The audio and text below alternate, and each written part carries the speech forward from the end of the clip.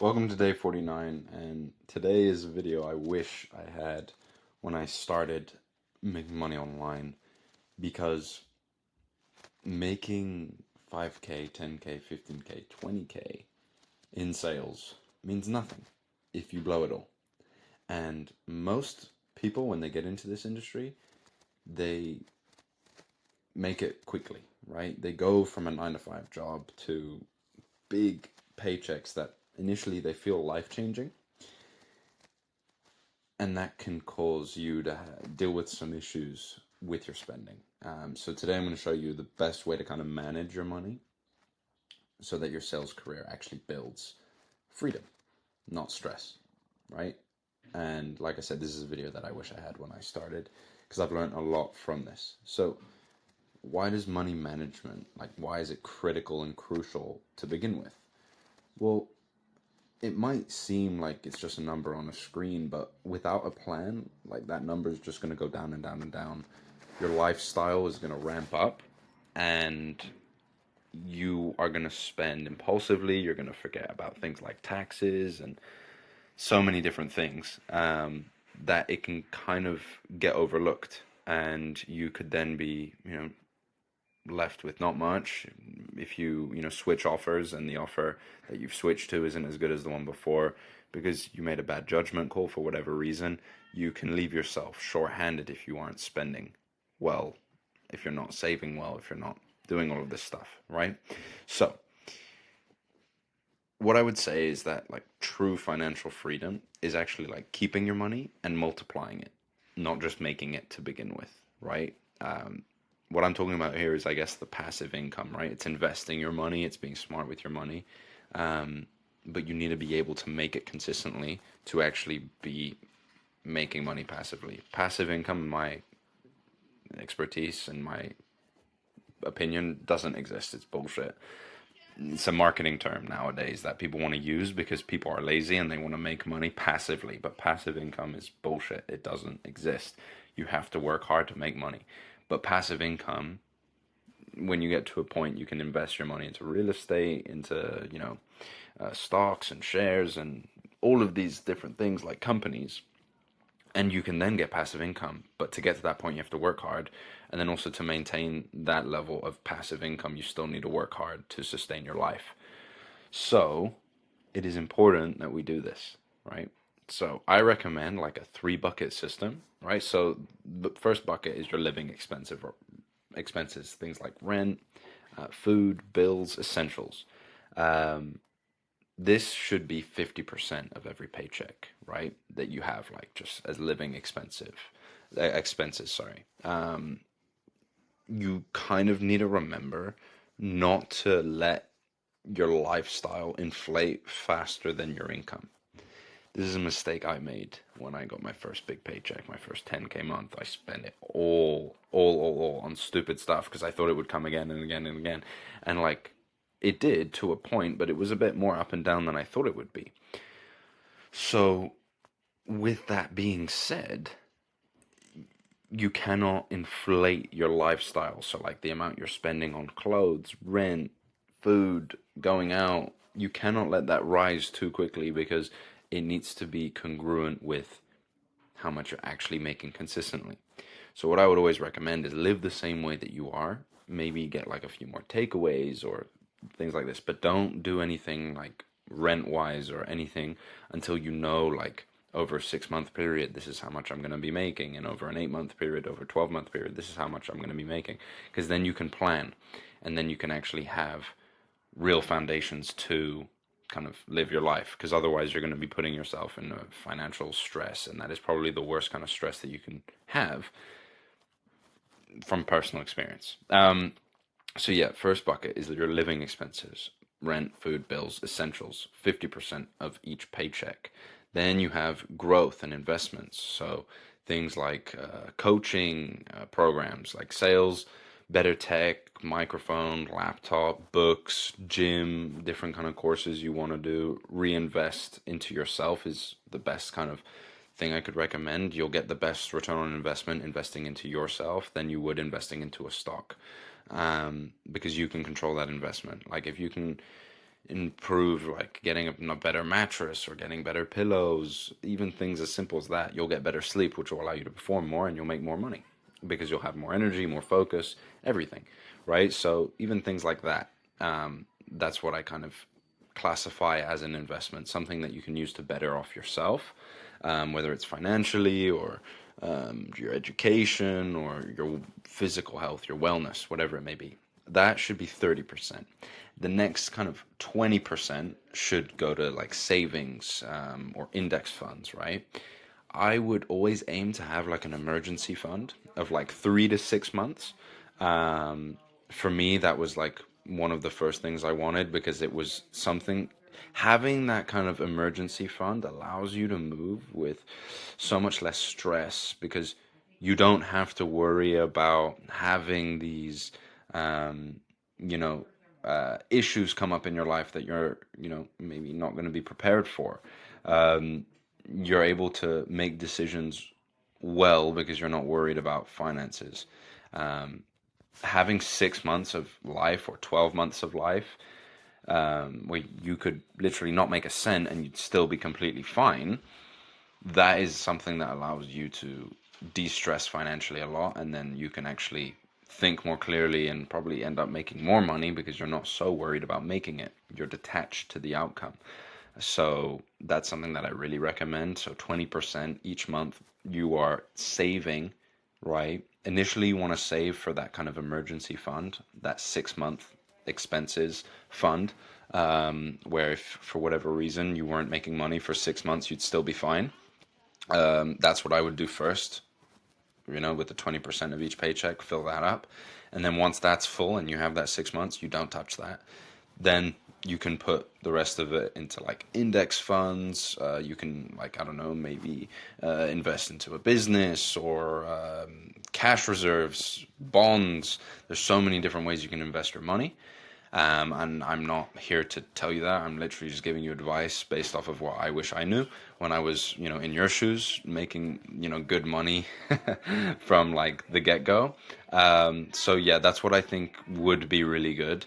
The percentages that I've mentioned, so like the living expenses 50%, the growth and investment 30%, the savings and I guess wealth 20%, they can be flexible, right? But always have like a framework like that. That's what I would recommend. I kind of do that nowadays with my money.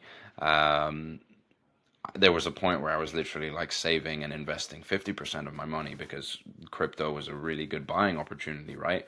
So there's different kind of points that you kind of have to be flexible with. But the one thing I don't think you should be flexible with is you should at least have 20% of that savings thing. You need that emergency fund. You need to build that emergency fund first because that is absolutely crucial. Then some things that I would really, really recommend is some like mistakes to avoid that are very common is blowing, those commission checks, those initial ones on things that don't matter, right? I'm talking materialistic stuff like parties, going out, cars, watches, clothes. Avoid it at all costs. It's really easy to fall into it, but don't. Trust me, it doesn't matter. It's not going to make you feel any better. Like, you'll feel good initially for a little bit, but then you won't really care. There's a reason why, like, all of these billionaires and millionaires, like, don't really wear designer clothing. Like, they're just wearing, like, basic stuff because they think it's a waste of money because it kind of is, to be honest. Like, you can literally, as long as you can get by like in a car that gets you from A to B, it doesn't need to be a fancy car. This kind of thing on social media that you need like a crazy car is purely done, in my opinion. It's just marketing, right? They're just marketing to you. They're like, oh, look at me, look what I've done, work with me because I've done this much success. And I'm not a fan of that. I will never do that ever. I'm never gonna like show off my car and my watches and things like that. I have them, but I don't want to show them off because I don't want people working with me for the wrong reasons. I want people working with me for the right reasons. And I could probably be much further ahead if I rented a car for 6 months or whatever and just filmed videos using that car.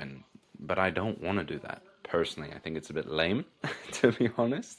Um, yeah, it's super, super silly in my opinion. So just don't blow your money stupidly. I did it initially, like I said, at the clubs. I bought stupid shit that I didn't need to buy, and I was trying to impress people, and it's stupid, right? You have no one that you need to impress besides yourself. And let's not get it twisted here. I'm not saying don't spend your money on things that, like, I guess, bring a smile to your face, like if it's a nice car or a nice watch, whatever.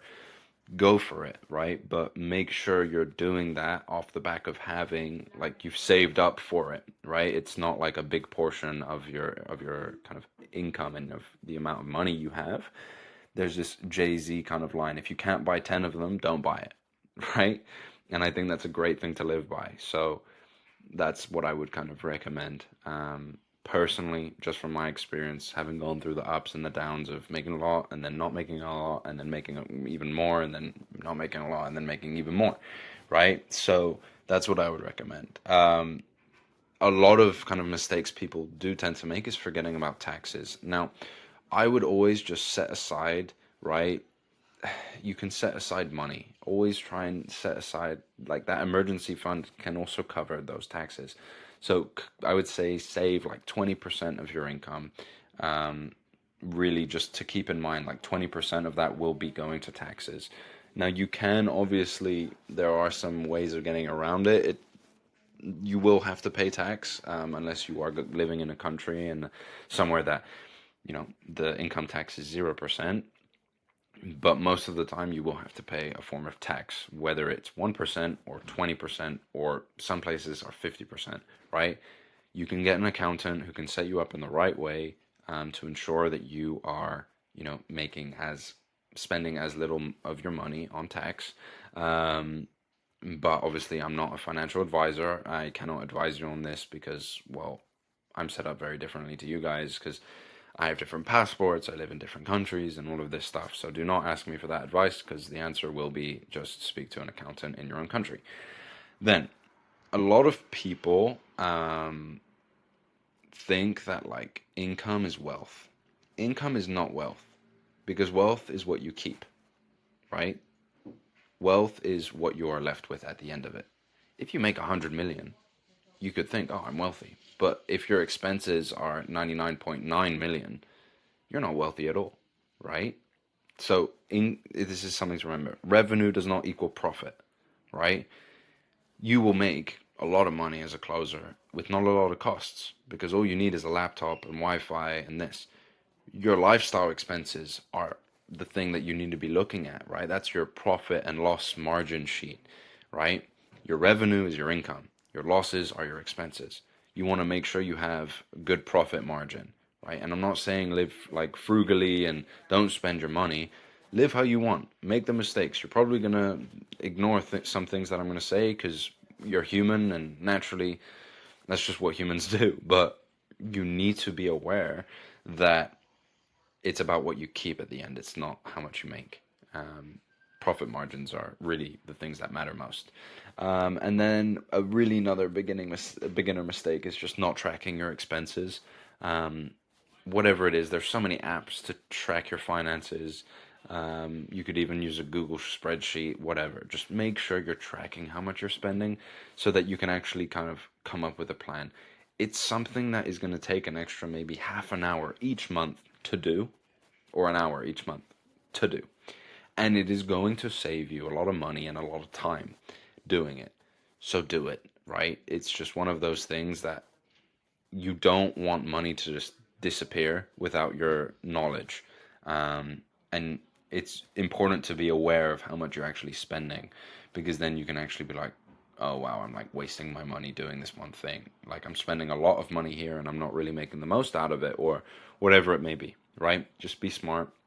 It's why it's important if you have a good financial advisor or an accountant when you're making a lot of money, because then you don't need to do that. But at this moment in time, as you're a beginner, you are your own financial advisor. You can obviously get an accountant, those things aren't expensive, but you need good financial kind of knowledge to do these kinds of things, and that's why I recommend implementing this.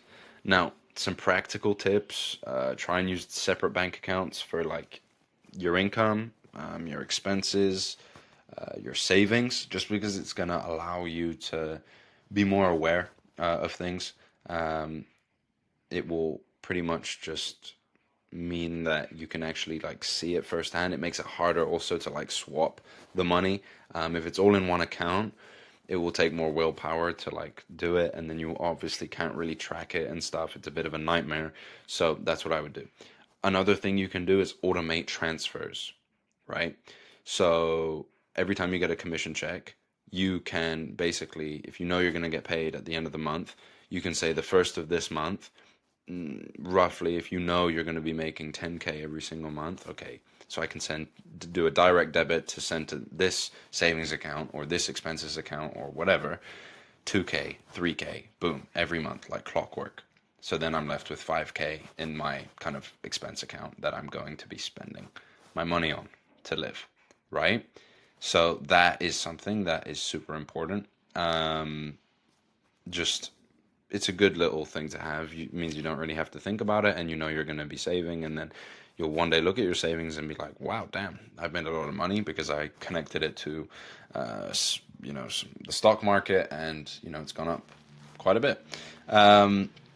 Then I would also say, the same way that you track calls, like track your financial decisions, right? It's super important to do that. Remember that money is a tool. Money doesn't matter that much. It's not going to make you happy. It's simply a tool, right? Because it buys time, it buys leverage, it buys freedom. And that is what we do. You can't look at money as like the be all or end all. Money is simply a tool to buy your time, to buy freedom, to buy leverage. Having a lot of it is a good thing. We like money. Money is good. We've spoken about that before. Then it's about the identity shift as well. Don't just see yourself as a salesperson. You need to treat yourself like a business, right? A business treats itself like this. It tracks the numbers, it tracks the data, right? Treat yourself like a business. I always go back to the thing of like treat yourself like a professional athlete would, right? In every sense of the way, right? In sales, outside of sales, it's the same thing. You need to be so meticulous, and you need to be so kind of aware of what's going on and how things are moving, because yeah, you need to manage your life like a professional. You're not an amateur. If you were an amateur, you'd be working a 9 to 5. You don't want to work a 9 to 5, okay, you got to step up a little bit, and it just takes more responsibility, but that's the responsibility you're looking for, right? It's the responsibility that comes with working from wherever you want, having that freedom. It kind of, this is the boring side of it, I guess you could say, but it's the thing that, like I said, I wish I had when I started. And just remember that you're looking to build an empire, right? That's why you're starting this. There's much more to it. I'm sure your intention in going into this, it isn't to, be working in sales for the rest of your life, right? It isn't. It won't be. If you have really big ambitions and you're hungry, I think that's great. Dedicate a couple years of your life to this industry, make a crap ton of money, and then do whatever you want. You want to do real estate, you want to start your own business, whatever. But this is an amazing way to build your empire brick by brick, because you will make a lot of money, especially if you don't spend it like an idiot. So yeah, getting to 10K a month is really the first step, but keeping it, growing it, using it to build that freedom that you're looking for, that's the real game, and that is the thing to remember is so crucial. So yeah, I hope you guys enjoyed this video. Like I said, I've wished I had this video when I started out. It's just super important to be aware of these things. Again, only important if you actually apply these things. And as usual, if you want to work with me more one-on-one, feel free to check the link down below. And yeah, I'll catch you guys tomorrow.